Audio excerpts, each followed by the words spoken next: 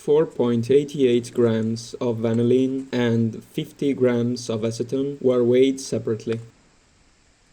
Then the weighed vanillin was added to the acetone together with a stir bar, and the mixture was allowed to stir until the solution was clear. After 4.75 grams of sodium hydroxide were weighed, added to an Erlenmeyer flask, and water was added to bring up the solution's volume up to 50 milliliters.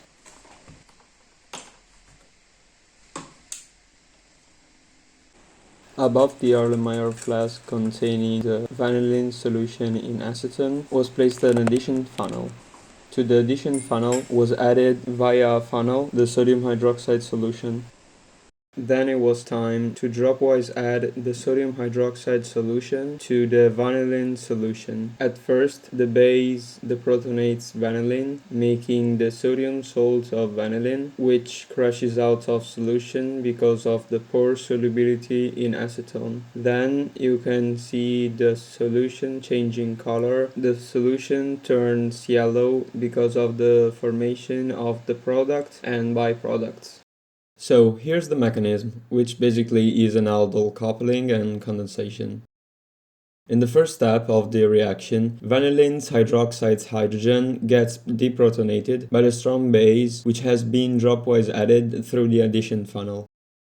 In the second step, the hydroxide ions deprotonate the ketone's alpha hydrogen, which is acidic because of the keto-enol tautomerism of the product of this reaction that makes the deprotonated molecule more stable. In the third step, while the negative charge on the oxygen forms back the ketone pi bond, the enol's pi bond electrons attack the electrophilic carbonylic group of the vanillin's aldehyde, forming a deprotonated beta-hydroxy ketone, which is then protonated by a water or protic solvent molecule. In the fifth step, the hydroxide ion deprotonates the ketone alpha hydrogen, forming back the enol.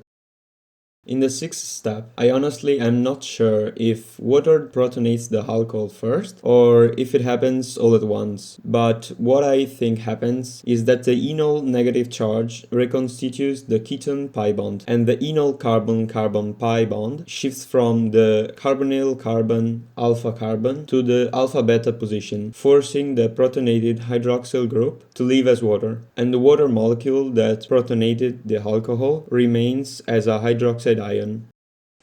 Lastly, in the seventh step, the HCl we added protonates the phenoxide formed in the first step.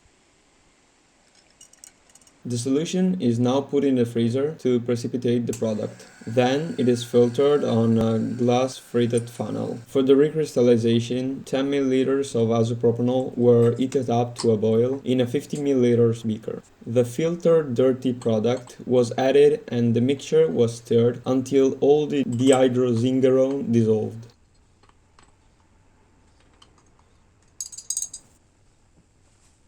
Some of the tar did not dissolve, therefore the solution was filtered through cotton to isolate the tar from the mother liquor. To the beaker was added a stir bar and water was dropwise added until the solubility of the product in the solvent was reduced to a minimum.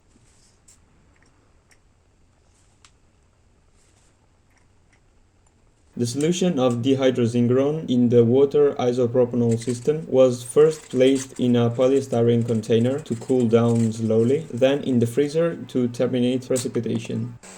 Again, through the glass fritted filter funnel, the crystals were filtered and air-dried for a while. The product was allowed to air dry from the solvent and was weighed to obtain 1.38 grams of dehydrozingerone, which represents a miserable yield of 23.85%.